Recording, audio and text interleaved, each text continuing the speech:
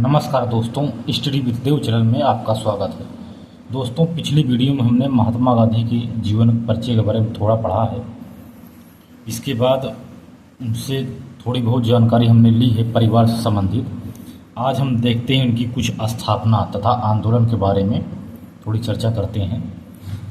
तो दोस्तों, एक थी नटाल इंडिया कांग्रेस की स्थापना। यह 1894 ईस्वी में इसकी स्थापना की गई थी। नटाल इंडिया कांग्रेस की स्थापना, इसकी स्थापना 1894 ईस्वी को हुई थी। यह दादा अब्दुल्ला जो कंपनी थी ना, उसी के केस पर एक सभा हुई थी साउथ अफ्रीका में। नटाल इंडिया कांग्रेस की स्थापना इसी सभा के उपलक्ष्य में की गई थी। जो कंपनी थी, दादा अब्दुल्ला कंपनी जो थी, जिसका केस था एक, उसको लड़ने के लिए महात्मा गांधी को जो निमंत्रण मिला था, गए थे, उसी के उपलक्ष्य में इस सभा हुई थी। वहीं पर नटाल इंडिया कांग्रेस की स्थापना हुई थी। प्रारंभ में 5 शिलांग यानी 1 माह यानी माह बराबर जो थे वह सदस्य, जो कोई भी था जो शुरू करते थे, उसमें कुछ सदस्य भी थे। जो भी सदस्य उसमें शुरुआत करते थे वो 5 शिलांग तक रहते थे, यानी माह तक, 1 माह तक, यानी 5 शिलांग बराबर 1 माह होता है। उसे इस सभा में बदलकर 3 वर्ष कर दिया गया था। जो कंपनी में सदस्य रहते थे अब्दुल्ला कंपनी में, उसमें पहले मात्र 1 ही माह या 5 शिलांग तक रहते थे।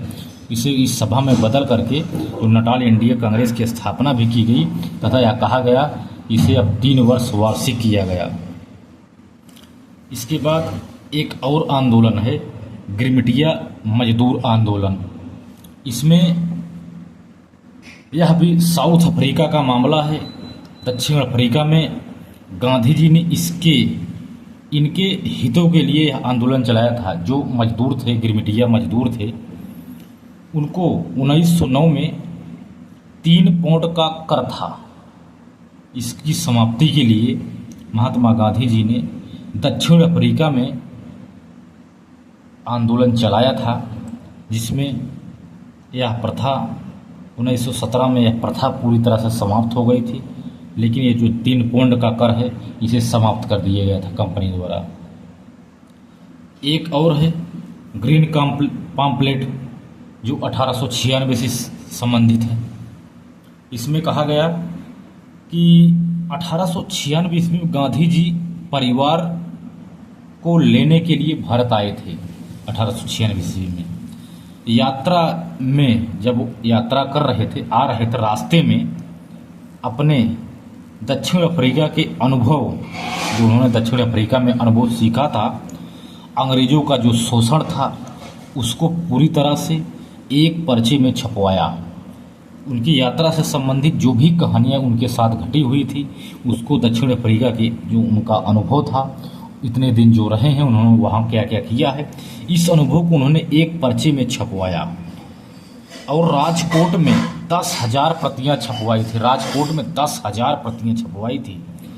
और यह जो प्रतियाँ, जो पर्चा इनका था, वो पूरी तरह हरा हरा था। जब पर्चा हरा हरा था, इसीलिए इसे ग्रीन पॉम्पलेट कहा गया।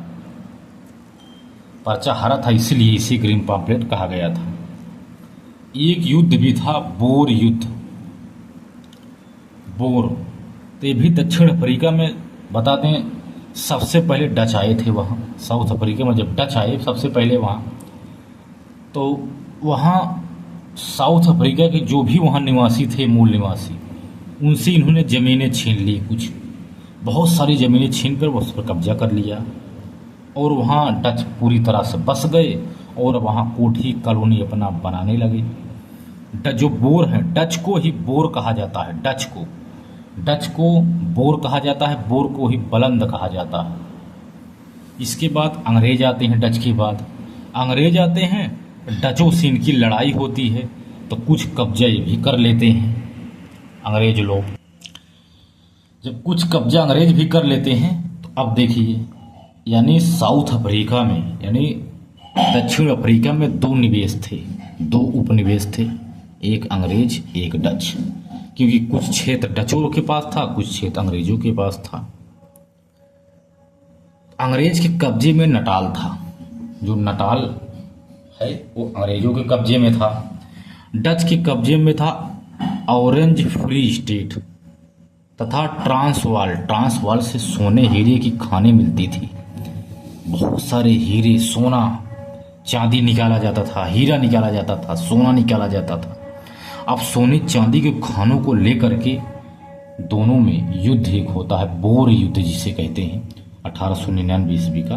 क्योंकि अंग्रेज जो डच लोग वहाँ से हीरे जवाहरात निकालते थे, सोना चांदी, तो अंग्रेजों को भी लालच आया, वो लोग भी उसे छीनने की कोशिश में लग गए।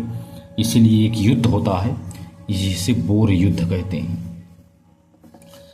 अब गांधी जी क्या करते हैं, जब बोर युद्ध प्रारंभ हो जाता है तो गांधी जी क्या करते हैं, तो गांधी जी ने अंग्रेज की मदद करने का निर्णय लिया कि हम अंग्रेज की मदद करेंगे। और 1100 लोगों के पास उन्होंने 39 मुखियों को एक एम्बुलेंस कोर में भेजा था। एक एम्बुलेंस कोर बनाया था 39 मुखियों का गांधी जी ने, और अंग्रेजों का पूरी तरह से इन्होंने भरपूर साथ दिया। और अंग्रेज ये जो बोर युद्ध होता है उसको जीत लेते हैं। जनरल बूलर ने बोर पदक प्रदान किया था, जो एक कंपनी का था, एक गवर्नर था जनरल बूलर। इन्होंने 39 व्यक्तियों को बोर पदक दिया था जीतने के उपलक्ष्य, क्योंकि काफ़ी लोग इनकी मतलब मदद के लिए काम किए। 1100 लोग महात्मा गांधी कहने पर, क्योंकि महात्मा गांधी ने अंग्रेजों का साथ दिया, क्योंकि कह रहे थे कि डचों से अच्छे अंग्रेज हैं। तो 1901 को पुनः गांधी जी भारत आते हैं। युद्ध समाप्त हो जाता, पुनः गांधी जी भारत वापस आए और इंडियन नेशनल कांग्रेस की जो कलकत्ता अधिवेशन हो रहा था उसमें प्रथम बार इन्होंने भाग लिया था। उस समय अध्यक्ष थे दिनसा वाचा। 1902 में गांधी जी का दक्षिण अफ्रीका फिर रवाना होना पड़ा, क्योंकि कुछ कारण ऐसे पड़ गए कि गांधी जी को पुनः एक में आए, लेकिन एक ही साल बाद 1902 में उनको फिर जाना पड़ा, पुनः दक्षिण अफ्रीका जाना पड़ा इनको। बोर युद्ध के पश्चात भारतीयों को पुनः अपने घरों में बसने के लिए एशियाटिक विभाग से अनुमति लेनी पड़ती थी, ऐसा अंग्रेजों ने कहा। अगर किसी को भारतीय को पुनः अपने घरों में बसना है, प्रवेश करना है, सबसे पहले एक संस्था थी एशियाटिक विभाग, इससे आपको अनुमति लेनी पड़ेगी। इसके लिए जब इनको पता चला कि हमारा तो शोषण हो रहा है, इन्होंने गांधी जी को फिर बुलवाया, इसीलिए गांधी जी को पुनः आना पड़ा। तो एक सचिव था चेम्बरलिन, एशियाटिक मामले का वो सचिव था चेम्बरलिन। उन्हीं के सामने इस मामले को रखने के लिए गांधी जी को कहा गया कि आप इस मामले को चेम्बरलिन के सामने इस मामले को आज आप रखिए। जब गांधी जी पुनः जब सन 1902 में पुनः आते हैं तो इस मामले को उनके पास रखते हैं। तो जोहान्सबर्ग में एक था उच्च न्यायालय, वहाँ गांधी जी ने पंजीकरण अपना कराया था 1902 में आकर के, और नटाल न्यायालय में पंजीकृत होने वाले प्रथम भारतीय थे, क्योंकि 1902 में कोई भी नहीं था जो नटाल में जो उच्च न्यायालय था जोहान्सबर्ग में वो अपना रजिस्ट्रेशन कराए थे। सबसे पहले व्यक्ति हैं जिन्होंने रजिस्ट्रेशन करवाया था। और जब इन्होंने केस लड़ा सबके उपलक्ष्य में इनकी तरफ से, तो एशियाटिक पंजीकरण जो विधेयक था वो पास हो गया कि आप कोई भी जो भारतीय हैं आप अपने घरों में बस सकते हैं, आपको एशियाटिक विभाग से अनुमति लेने की आवश्यकता नहीं है। इसके बाद एक और आश्रम देखते हैं, फिनिक्स आश्रम क्या है, जो 1904 में गठित हुआ था। इसे फिनिक्स आश्रम को वर्ल्ड ऑफ फायर कहते हैं। वर्ल्ड ऑफ फायर का मतलब है 500 से 1000 वर्ष आयु तक जीने वाला, यानी अमर। इसी को ही वर्ल्ड ऑफ फायर कहते हैं, जो फिनिक्स आश्रम 1904 से संबंधित है।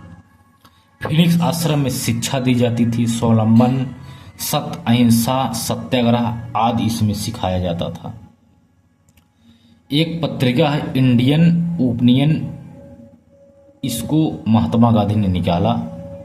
किसकी सलाह पर, तो एक थे मदन जीत, इन्होंने सलाह दिया महात्मा गांधी को, तो महात्मा गांधी जी ने इंडियन ओपिनियन एक पत्रिका है, उसको इन्होंने प्रकाशित किया।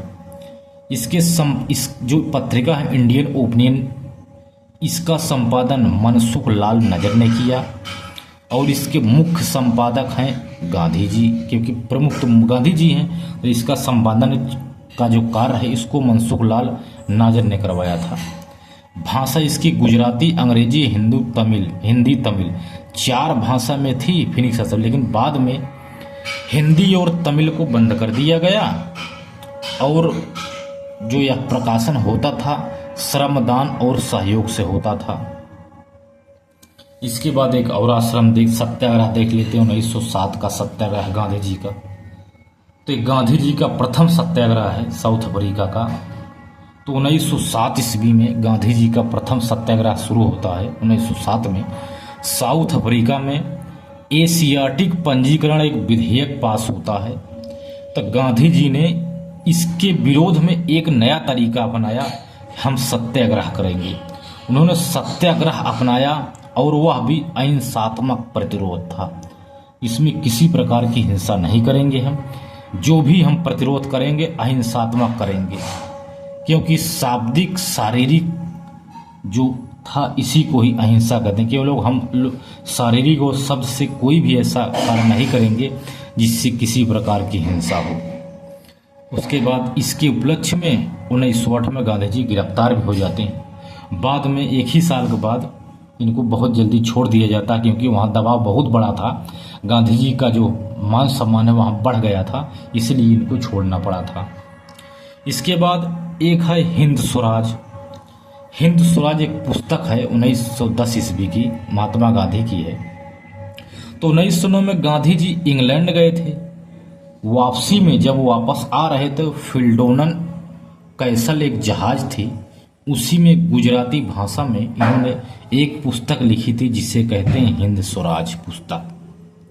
इसकी रचना इन्होंने की थी जो संवाद शैली में था। जो हिंद स्वराज पुस्तक है, गांधी जी इंग्लैंड गए थे 1909 में। जब 1910 में वापस आ रहे थे, वापस आते समय फिल्डोनन कैसल जहाज में इन्होंने गुजराती भाषा में एक हिंद स्वराज पुस्तक लिखी थी, जिसे संवाद शैली में इसको लिखा गया। 1909 में इंडियन ओपिनियन प्रकाशित किया इन्होंने, जो था 1910 में पत्रिका के रूप में इसे प्रकाशित किया गया। एक पत्रिका है। पुस्तक एक थी जो हिंद स्वराज पुस्तक, इसको प्रतिबंधित कर दिया गया। फिर अंग्रेजी संस्करण इसका प्रकाशन किया गया। इसका जो गुजराती संस्कृत इसको प्रतिबंधित कर दिया गया था। अंग्रेजियों में इसका प्रकाशन हुआ था, लेकिन जो प्रतिबंधित किया गया था 1910 में 1938 में इस प्रतिबंध को हटा दिया गया था। तो उसके बाद दोस्तों देखते हैं क्या है। तो दोस्तों तो मिलते हैं और अगली क्लास में दोस्तों, बेहतरीन से क्लास में। तब तक के लिए धन्यवाद।